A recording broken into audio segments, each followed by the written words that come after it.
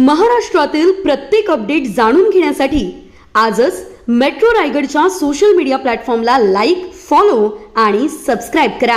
आता आपल्याला माहितीच आहे, अचानक आपल्या जिल्हा परिषद आणि पंचायत समितीच्या निवडणुका लागल्या। ठीक आहे, निवडणुका जरी अचानक लागल्या असल्या तरी नेहमीप्रमाणे आम्ही सज्ज होतो, कार्यकर्ते सज्ज आहेत। आणि आता नेहमीच आपल्याला माहिती आहे, या निवडणुका चालू असतात। मध्यंतरीच्या काळामध्ये स्थानिक स्वराज्य संस्थांच्या जवळजवळ 4 वर्ष ह्या सरकारने निवडणुका लावल्याच नाही। त्याची कारणं असंख्य आहेत, आपल्याला पण माहिती आहे। परंतु आता जरी अचानक लागल्या निवडणुका, आपले फॉर्म भरून झालेले आहेत। जिल्ह्यामध्ये बऱ्याच ठिकाणी काँग्रेस पक्षाचे फॉर्म भरून झाले, परंतु सर्वांची इच्छा होती तर हा जो आता पूर्वीचा सासवणे नंतर मापगाव आणि मापगावच्या नंतर आता आवाज झालेला हा जो गट आहे, या गटातून जिल्हा परिषदेसाठी मी निवडणूक लढवावी अशी सर्वांची इच्छा होती। कार्यकर्त्यांची होती, नेत्यांची होती, म्हणजे सर्व नेते मंडळी तर होतीच होती। पण शेतकरी कामगार पक्षाचे नेते भाई जयंत पाटील यांनी देखील तेच म्हटलं की त्या तिथून मीच निवडणूक लढवावी। आणि कार्यकर्त्यांच्या, नेत्यांच्या सर्वांच्या आग्रहास्तव मी निवडणूक लढण्यास सज्ज झालो। त्या दिवशी आमचं नामनिर्देशन पत्र भरून झाले, सर्वांचेच नामनिर्देशन पत्र भरून झाले। आणि आता काल छाननी देखील झाली, त्याच्यामुळे आता ठीक आहे, छाननी झाली म्हणजे उमेदवार अधिकृत झाला, अडचण काही राहिली नाही।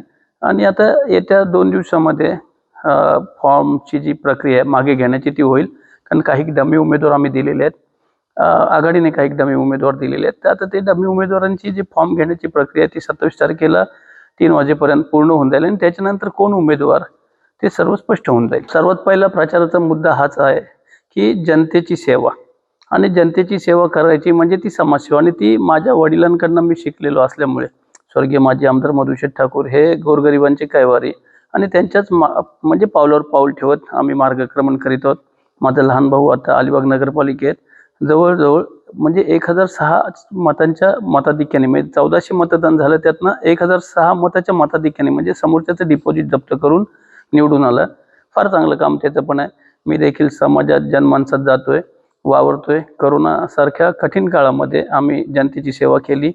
इतर ठिकाणी आता बघितलं असेल आपण, आरसेपची जनसुनावणी असेल किंवा आरसेपमध्ये नवीन येणारा जो प्लॅन्ट होता त्याला स्थानिक आमदारांनी विरोध केला होता, परंतु जनतेच्या भल्यासाठी आम्ही त्या सुनावणीला पॉझिटिव्ह रिस्पॉन्स दिला। आणि आज नवीन प्रकल्प, फार मोठा प्रकल्प आरसेपमध्ये होतोय। आपण बघितलं असेल तर गेलचा जो प्रकल्प आला त्यावेळेला मोठमोठी जन आंदोलनं झाली। शेतकऱ्यांच्या जमिनींचं ज्या वेळेला अधिग्रहण करायचं होतं, संपादन करायचं होतं, त्यावेळेला देखील शेतकऱ्यांवर अन्याय होत होता। आम्ही शेतकऱ्यांच्या सोबत लढा दिला। एक वाईट प्रकार तिथे घडला होता। गेलचं काम चालू झालेलं असताना एका मुलीवर अतिप्रसंग करण्याचा प्रयत्न झालेला। संपूर्ण पंचक्रोशीतून त्या तिथे आपल्या गेलच्या गेटच्या बाहेर फार मोठं आंदोलन झालं। त्याच्यात सक्रिय सहभाग घेऊन त्या मुलीला आम्ही SP अलिबाग रायगड यांच्या माध्यमातून, पोलीस प्रशासन आणि गेलच्या माध्यमातून आम्ही न्याय मिळवून दिला। आणि असंख्य अशी ही गोष्ट चालूच आहे। आणि आपल्याला माहिती आहे, ज्या मूलभूत गरजा आहेत, वीज, पाणी, रस्ते, हे आता आम्ही करतच आहोत।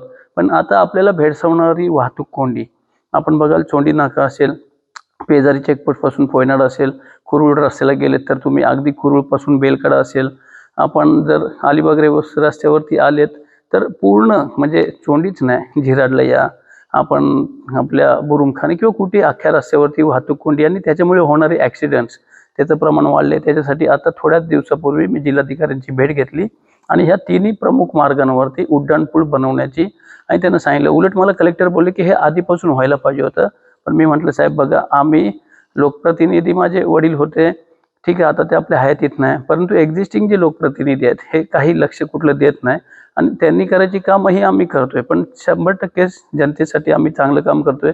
आपल्याला माहिती असेल, लोकमान्य शिक्षण प्रसारक मंडळाचं मी म्हणजे माझे काका अध्यक्ष आहेत, मी सेक्रेटरी आहे। आम्ही त्या लोकमान्य टिळक शिक्षण प्रसारक मंडळाच्या माध्यमातून या इथे सिनियर कॉलेजपर्यंत म्हणजे अगदी तुमच्या KG पासून PG पर्यंत आम्ही कोर्सेस चालवतोय। आणि ह्या पंचक्रोशीमध्ये गोरगरीब मुलं असतील, आदिवासी समाजाची मुलं असतील, अगदी गोरगरिबातला मुलगा पण त्या शाळेमध्ये ॲडमिशन घेऊ शकतो। आणि कॉलेजमध्ये पूर्ण म्हणजे पप्पांची इच्छा होती का मॉन्टेसरीला आलेला मुलगा पूर्ण ग्रॅज्युएट होऊन तिथून बाहेर निघून गेला पाहिजे। तर त्याच्यासाठी आमची समाजाची सेवा ही हे मूळ मुद्दे आहेत आणि हे पुढे आमचं अविरत चालू राहणार। गायकवाड संदीप विलास आहेत, हे माझे ॲक्च्युअल माझे नातेवाईक नाही, ते शेतकरी कामगार पक्षाने डमी आमचा जो फॉर्म दिला जातो ना, हा तो डमी जो फॉर्म आहे तो संदीप गायकवाड यांचा दिलेला आहे. बरोबर. आणि ते जे आहेत ते आमचे डमी आहेत, म्हणजे माझे जे डमी उमेदवार आहेत ते डमी उमेदवार माझे डमी. आता बघा, जो तुम्ही प्रश्न विचारलात किंवा नात्यात आहात असं तुम्ही म्हटलं, तर नातं ठीक आहे, नाती ही होतात, पण ती कायम टिकतातच असं नाही. काही नाती ही स्वार्थापोटी निर्माण झालेली असतात. आता ठीक आहे, त्यांच्याशी माझं काही घेणं देणं नाही, कारण माझा जो मुलगा आहे सम्राट, वयाच्या 17व्या वर्षी त्याच्यावरती म्हणजे म्हणजे जी माझ्यावर खोटी कंप्लेंट केली त्याचं देखील त्याच्यामध्ये नाव गोवण्यात आलं आणि त्या खोटं नाव गोवण्यामध्ये त्या देखील सामील होत्या. ठीक आहे, जे झालं त्याला मला काही त्याच्याबद्दल बोलायचं नाही.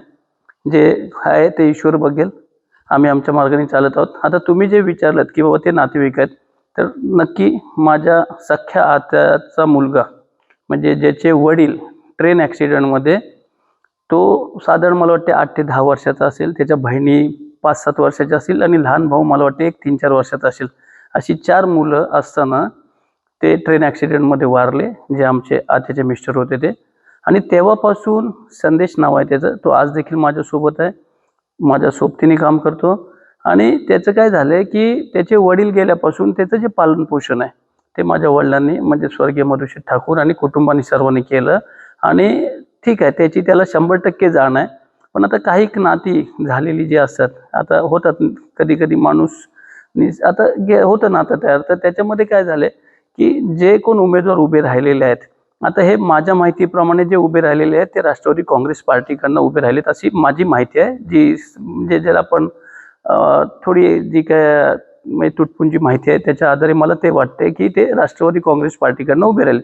आता हे उभे राहण्याचं कारणच एक आहे, सर्वात महत्त्वाचं आपल्याला माहिती असेल, मागे झालेल्या नगरपालिकेच्या इलेक्शनमध्ये श्रीवर्धनचा जो नगराध्यक्ष आहे तो उद्धव बाळासाहेब ठाकरे आणि काँग्रेस पक्षाचा आघाडीचा उमेदवार जो आहे तो निवडून आला, ज्यांचं नाव आता ते सन्माननीय नगराध्यक्ष श्रीवर्धनचे ॲडव्होकेट अतुल चौगुले. आणि ते निवडून येण्यामध्ये ठीक आहे, मी म्हणणार नाही माझा सिंहाचा वाटा होता, पण नक्कीच खारीचा वाटा माझा होता. आणि त्यावेळेला त्या घड्याळाची टिकटिक आम्ही श्रीवर्धनमध्ये बंद केली आणि तो राग काढायसाठी हा उमेदवार उभा राहिलेला आहे. पण मी तुम्हाला सांगू, जरी हे कोणी उमेदवार उभे केले, कारण कसं असतं, मला माहिती आहे मराठीतली एक म्हण माझे वडील सांगायचे की सरगोट्याची उडी ही कुंपणापर्यंत. त्याच्यामुळे हे उमेदवार बघा 99% हे माझ्या हिशोबाने येत्या 27 तारखेला विड्रॉल नाव होईल असं मला अंदाज आहे. कारण एखादा माणूस कितपत पोचू शकतो, कितपत लढू शकतो, निवडणुका लढवणं एवढं सोपं नाही. एखाद्याने नामनिर्देशन दाखल केलं म्हणजे तो निवडणूक लढवेलच असं नाही. आणि मी तुम्हाला खात्रीने सांगतो, कारण मला माहिती आहे जरी ह्यांनी किती उमेदवारी केली आणि तुम्ही आता म्हटलेत नातेवाईक आहेत, ते ठीक आहे माझी मतं खाण्यासाठी उभे केले गेले असतील किंवा ते राहिले असतील, पण त्यांनी 1000 मतांच्या वरती ह्या मतदारसंघातनं आवासमधनं ज्या 11 ग्रामपंचायती आहेत यातनं 1000 मतांच्या वरती जर त्यांनी एक मत घेऊन दाखवलं ना, तर तुम्ही मला येऊन बोलायचं की बाबा नाही हे उमेदवार सक्षम होते. कसं आहे, एखादा बघा ना, आता आपल्याला माहिती असेल, एखादा कोल्हा वाघाचं कातडं अंतरतो आणि तो आव आणतो वाघ झाल्याचा, पण ज्यावेळेला थंडी येते तेव्हा तो कुई कुई कुई कुई करतो. त्यावेळेला लोकांना, जनतेला समजतं की बाबा हा वाघ नाही, ओरिजिनल वाघ वेगळा आहे. ठीक आहे, माझे वडील 100% वाघ नाही सिंह होते. मी म्हणणार नाही मी वाघ आहे का सिंह आहे, ते जनता म्हणेल. पण कोल्याचं म्हणजे कोल्याने वाघाचं कातडं अंतरलं म्हणून काही कोला वाघ होत नाही. आणि तुम्हाला येत्या 27 तारखेला दिसेल तो फॉर्म राहतोय का जातोय. 100% तो फॉर्म विड्रॉल होईल ही मी तुम्हाला सांगतो. कारण आणि जरी राहिले तरी हे किती मतं खाणार. आता ठीक आहे, मी कोणाच्या ऐपतीबद्दल, कोणाच्या कुवतीबद्दल किंवा कोणाच्या लायकीबद्दल बोलत नाही, पण 1000 मतांच्या वरती ह्यांनी एक मत घेतलं तर तुम्ही येऊन मला परत प्रश्न विचारा का बाबा त्यांनी 1000 मतांच्या वरती एक मत घेतलं. आम्ही आता बघा ना, बेसिक आम्ही काय केलंय की आमच्या आता मी एकटा उमेदवार नाही, कारण हे जे आवास जो आपला गट आहे त्याच्यात 2 पंचायत समितीचे गण येतात. त्या गणामध्ये एक आवास गण आहे आणि एक आमचा जो आहे इथला किम गण आहे. आता किममधून माझ्यासोबत आमचे म्हणजे मापगावचे सन्माननीय पहिले ग्रामपंचायतीचे सदस्य होते, आज संचालक आहेत आमच्या शाळेवरती, संजयजी शिंदे, त्यांच्या धर्मपत्नी अनिता शिंदे ह्या निवडणूक लढवित आहेत. त्यांची निशाणी हाताचा पंजा आहे, माझी देखील हाताचा पंजा आहे. आणि आपल्याला माहिती असेल नसेल, म्हणजे खरोखर मानायला पाहिजे, शेतकरी कामगार पक्षाने जो उमेदवार आवाज गणामध्ये दिलाय त्यांचं त्यात आज सासवणे ग्रामपंचायतीच्या सदस्य आहेत. पण त्यांना मानायला पाहिजे. आणि मी देखील बघितलं की त्यांचं पतिछत्र हरपलं. पण पतिछत्र हरपलेलं असताना ती जी बाई म्हणजे आपल्याला 2 मुलं आहेत तिला, आणि त्या 2 मुलांसाठी जी माऊली काम करते, आणि आपल्या फक्त मुलांसाठी काम करते असं नाही, तर ती समाजासाठी पण फार चांगलं काम करत आहे. आणि तिचं मी एकंदरीत बघितलं की लोकांना मदत करणं, परोपकार करणं, कबड्डीचे मॅचेस असू द्या, क्रिकेटच्या मॅचेस असू द्या, बैलगाड्या असू द्या, कुस्त्या असू द्या, ज्या वेळेला फुलाई देवीचा उत्सव होतो त्यावेळेला कुस्त्या वगैरे, म्हणजे नवरा गेलेला असताना ती बाई सर्व ती म्हणजे त्यांच्यासोबतचे जे तिचे सहकारी आहेत त्यांना घेऊन ती त्या तिथे म्हणजे समाजाचं काम करते. तर मी खरोखर भाई जयंत पाटील असतील किंवा चित्रलेखा पाटील म्हणजे ज्यांना चिवताई म्हटलं जातं, किंवा त्यांचे जे शंकरप्पा आपले जे ज्येष्ठ नेते आहेत, त्यांना देखील मानायला पाहिजे का त्यांनी फार योग्य असा उमेदवार त्या तिथे दिला, आणि तो उमेदवार जो समाजासाठी काम करतोय. आणि माझ्या माहितीप्रमाणे त्या आवाजच्या म्हणजे जी माझी बेसिक माहिती आहे त्या आवाजच्या माहेरकरी नाहीत, सासवण्याच्या सासरकरी नाहीत, पण फार चांगलं त्यांचं एकंदरीत हे आहे. आणि त्या देखील माझ्यासोबत पंचायत समितीच्या शेतकरी कामगार पक्षाने दिलेल्या महाविकास आघाडीच्या उमेदवार. असे मी जिल्हा परिषदेसाठी आहे, माझी निशाणी हाताचा पंजा आहे. दुसऱ्या ज्या आमच्या उमेदवार आहेत अनिता शिंदे, ज्या ह्या किम गणातून आहेत, त्यांची पण हाताचा पंजा हीच निशाणी आहे. आणि यांची निशाणी, कारण आता आपल्याला माहिती आहे निवडणूक आयोगाने एवढी जटिल प्रक्रिया करून ठेवलेली आहे, एवढी जटिल प्रक्रिया करून ठेवलेली आहे. आता 27 तारखेला चिन्ह वाटप होणार आहे. आता आम्ही इंडियन नॅशनलाइज काँग्रेस पार्टीकडनं लढतोय. आम्हाला AB फॉर्म आलेला आहे, फॉर्मची छाननी झाली, त्याच्यामुळे मला 100% हाताचा पंजा हेच चिन्ह मिळणार आहे. आणि शिंदेना देखील हाताचा पंजा हेच चिन्ह मिळणार आहे. त्यांना जे मिळणारं चिन्ह आहे ते जवळजवळ जरी फायनल झालेलं असलं तरी पण 27 तारखेला ते अधिकृत निर्णय अधिकाऱ्यांकडनं ते अधिकृतपणे त्यांना वाटप होईल. आणि तो वाटप झाल्यावर त्यांच्या देखील पण त्यांचं एकंदरीत आता आम्ही हे 3 उमेदवार ह्याच्यामधून लढत आहोत. Subscribe now and press the bell icon. Never miss an update.